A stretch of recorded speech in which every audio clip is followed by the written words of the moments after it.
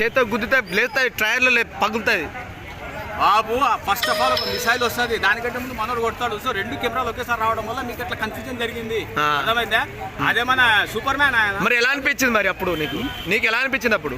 Bro ఎలా అనిపించినా అనిపించకపోయినా cinema మటుకు తెలుగు సినిమా స్ట్రైట్ గా తెలుగులో తీశారు. సో దానికి ఖచ్చితంగా మనం రెస్పెక్ట్ చేయాలి. సో ఇప్పుడు ప్రభాస్ అన్న ఎన్ని వేల కోట్లు కలెక్ట్ చేయవచ్చు చాలా మంది అంటున్నారు. ఫస్ట్ ఆఫ్ ఆల్ నా ఫ్యాన్స్కి కానీ ప్రభాస్ ఫ్యాన్స్ కానీ చెప్పేది ఒకటే, నేను మా కలెక్షన్స్ చెప్పడం మానేసిన. నేను చెప్పిన ప్రతి సినిమా కలెక్షన్స్ వచ్చినాయి. నన్ను ఒక కలెక్షన్ వెన్ను స్వామి అంటా ఉన్నారు, లేదని కాదు, కానీ నేను సినిమాకి రెస్పెక్ట్ ఇస్తాను. నేను ఈసారి కలెక్షన్ ఇయ్యవా? సో రేటింగ్ ఎంత ఇస్తారు? Respect, rating respect, rating sir, rating sir.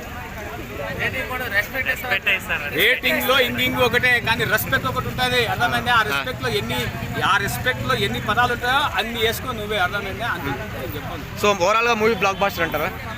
So overall గా మూవీ బ్లాక్ బాస్టర్ అండి.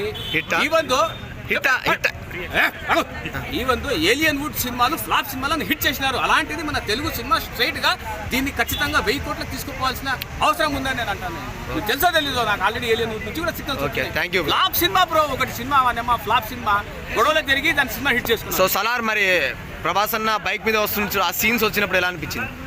ఆ సీన్స్ వచ్చినప్పుడు అనిపించిందా? Okay, thank you.